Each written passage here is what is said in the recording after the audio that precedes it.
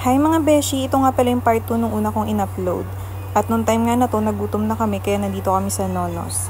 Dito namin napiling kumain. Ayan, inahantay na namin dito yung aming order. At dito nga, biglang lumapit yung waiter at may confirm sa order namin. Kaya medyo wala kami sa focus nito. Ayan. Tapos, eto namang best friend ko, hindi niya alam na video yung ginagawa ko. Akala niya nagpipicture ako. So, ayan. Habang waiting kami, nagkikwentuhan kami kung ano nung pinagkwentuhan. And look, yung aming water ay may lemon. Oh, diba? Kala mo naman. So, ito nga pala yung order ko. So, basta mocha yan. And meron ditong Big Mac.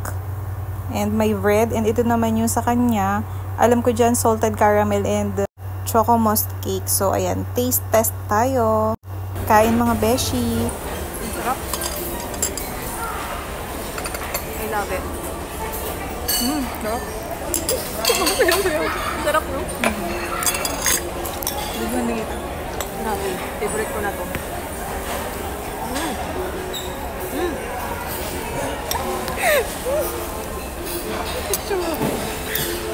Kakamayin ko na.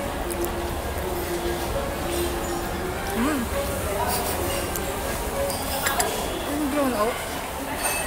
Grown out. Nag-grown out. Diba? Ito sa siguro may chili flakes.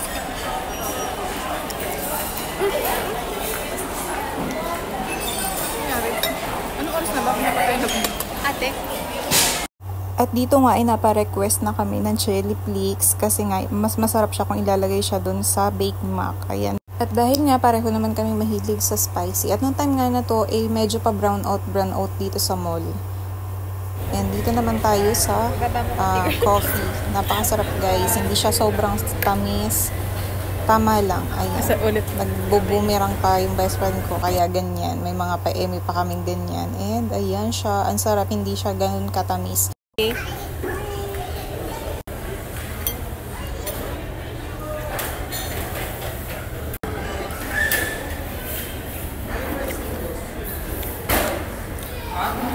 At habang tinatapos nga namin yung pagkain namin dito, ay nagkikwentuhan na kami. Pinag-uusapan namin kung saan naman yung next gala namin. Charot! Kala mo naman marami pang gala. Wala, huy!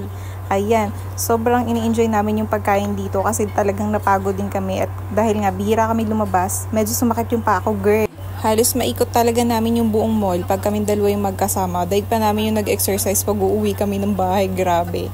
At dito nga, nagkikwentuhan pa rin talaga kami na medyo may asaran dahil nga medyo matagal na rin kaming hindi nagkita, mga ilang weeks na rin siguro. Tinatapos na nga lang namin yung pagkain namin dito dahil uuwi na rin kami, dadaanan kami kasi nung asawa niya. At siguro aabutin na naman ng ilang linggo bago kami magkita. Dito nga, tinatanong niya na sa akin kung saan kami malapit na part na entrance kasi nga dadaan na daw yung asawa niya. At sasabay na kami. Eto, palabas na kami. And hanggang dito na lang muna yung aming vlog. Sa susunod ulit mga beshi. Bye!